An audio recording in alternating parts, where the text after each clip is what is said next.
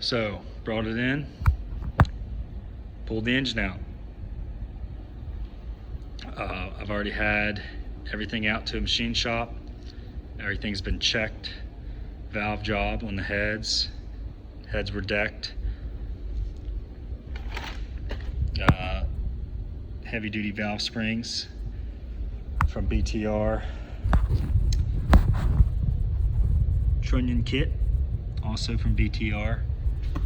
I've got new bearings, new piston rings. Pistons are all cleaned up. Crank was cleaned up. Block, honed, decked, cleaned. Had the machine shop put the cam bearings in for me. They could sell me the cam bearings and install them cheaper than what I could buy the install tool for. So that was a no-brainer. And these are the Durabond.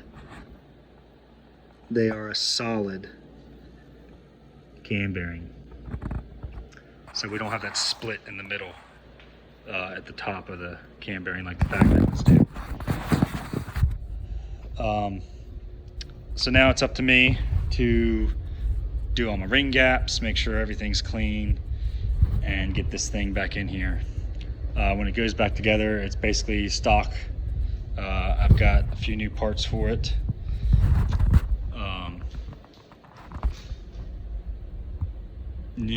Everything we knew, with the exception of the intake manifold itself. It's going to be a brand new engine. The only performance upgrade I'm doing is it's in that box, a truck Norris cam, and then I'll have it tuned for that and whatever they can get out of there for me. The other thing I'm doing that's a modification is I blocked off that oil relief valve in the oil pan. That's pretty much it. We didn't need to bore it out, fortunately, but unfortunately. I'm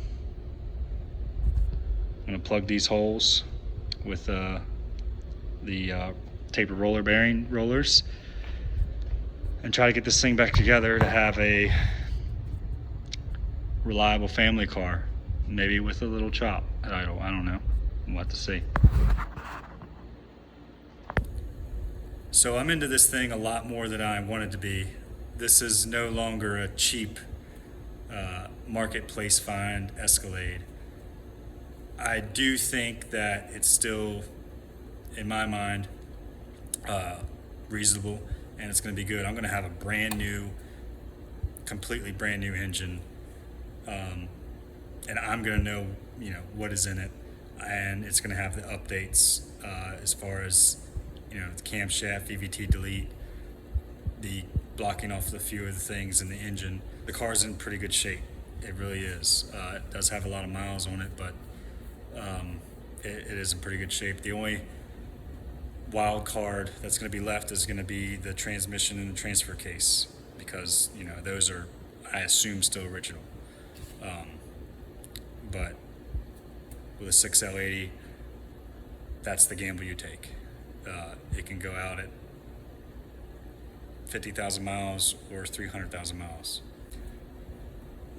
I did a little bit of research on Marketplace before I decided to pull the trigger on this, and every comparable Escalade that's in the same shape as far as condition,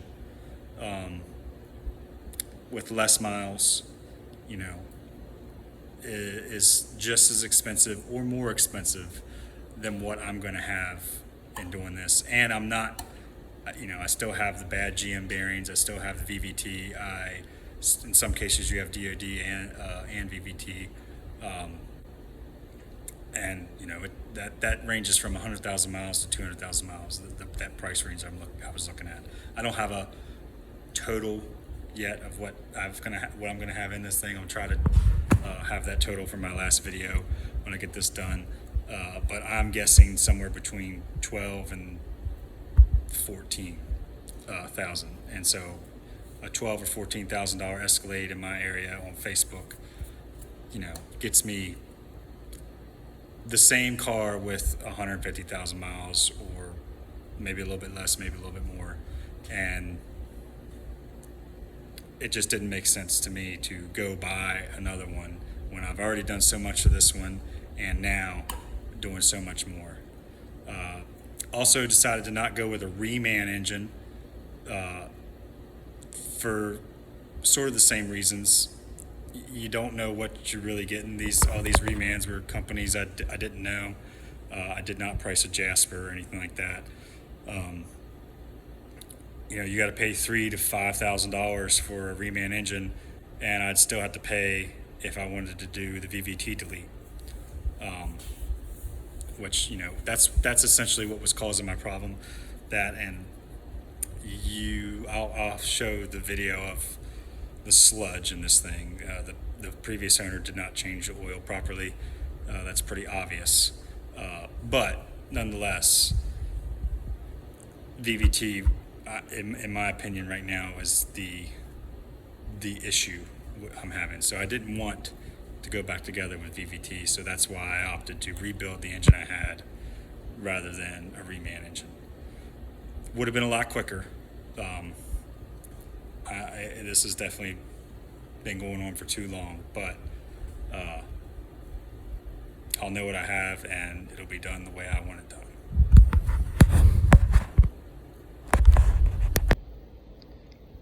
All right, so this is where I am so far. We're going to call this step 1 of the rebuild. I got the crankshaft in, everything torqued there.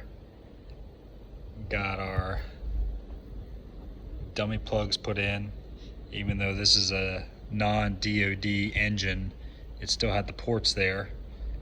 They were open and there's just O-rings in the valley plate.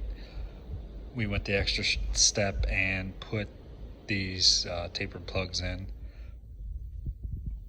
And now we got all 8 pistons and rods in. Measured all the ring gaps, adjusted, I think I had to adjust like 4 with a ring grinder. It wasn't bad at all. I did have to file the thrust bearing down to get our proper end play. 4 to 7 thousandths. I think we were right around 5, all said and done. So that's taken care of. What I'm going to do next is pull this thing off the engine stand here and set it down on the floor on some blocks and go ahead and get this rear cover installed. I got to put the oil galley plug in,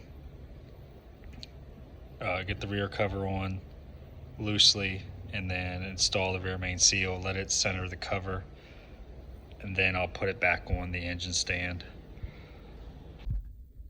So this is where we're at now.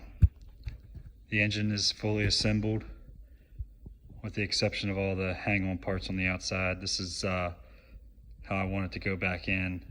Pulling it out, I had the exhaust manifolds on and they got in the way. I had to take them out just to get the engine out, to be able to turn it and lift it out of the engine bay. Hoping my dampener doesn't get in the way, but torquing that thing is, it takes a lot of torque to get it to the factory spec, so I wanted to do that out here.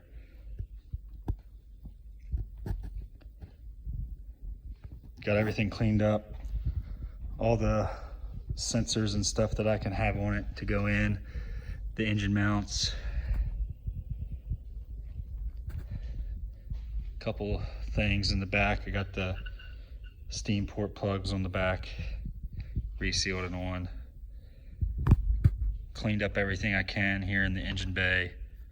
The only thing I have left to do is I'm going to put some anti-seize on those transmission dowels, because breaking that transmission away from the engine when we pulled this thing out was quite the job. It took me and another guy prying on it to get it to break free.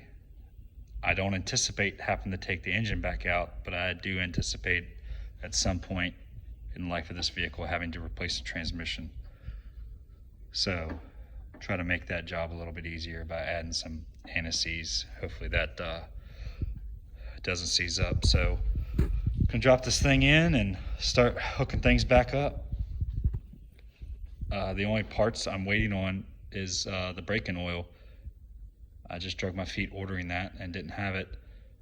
don't really need it at this moment. Obviously, it should be here today. So by the time we get everything in and hooked up, all the parts will be in. We'll be ready to start this thing up and get it to the tuner, have it tuned up and ready to drive, ready to break in.